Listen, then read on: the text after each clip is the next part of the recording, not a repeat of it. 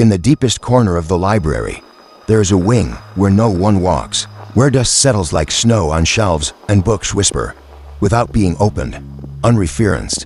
The sign reads, "These are the stories no one remembers." But tonight, that's about to change.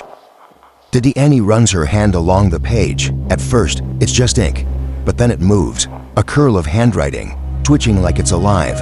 Tico leans in, holding his breath. Even the candlelight seems to hesitate. Lala floats near a lonely shelf, and the page lifts on its own. Behind it a face, faint, fragile, forgotten. "Do you remember me?" The voice is more breath than sound, but it lingers like a tear. Tico points upward. Ink begins to float, lines scribbling into the air. Not just words, shapes, bodies, figures made from footnotes, notes that once explained the forgotten, now writing themselves back into the world. Mr. Scribbles stops. His pencil hovers. His eyes widen. A symbol glows on the page he drew, and on the air behind him, it matches exactly. He remembers something, but what? One of the footnote figures moves. It reaches for him, grabs his hand, and stares into his eyes. "You are one of us." The words strike like thunder in a whisper. He doesn't speak, but he doesn't pull away.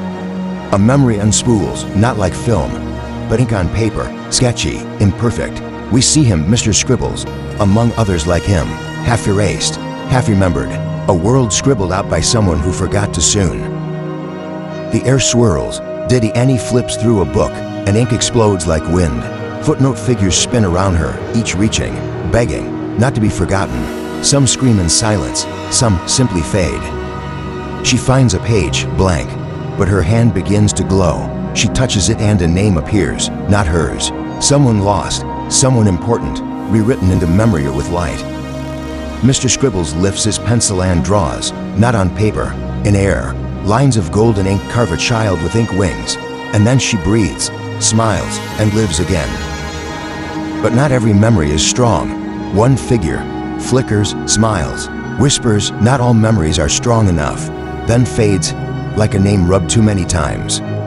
Annie turns a page and freezes. Her name were written in the margin, and next to it an erased line. Empty, but her heart feels it. Someone she should know.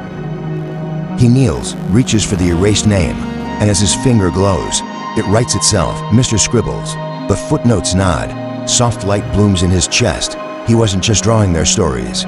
He was part of them. The footnote figures form a circle glowing softly, round Annie and her friends. She holds the next blank book, ready to remember, ready to write. To be forgotten is to fade. To be remembered is to live. This story isn't finished. It's just waiting for the next page. Subscribe so you don't forget what comes next.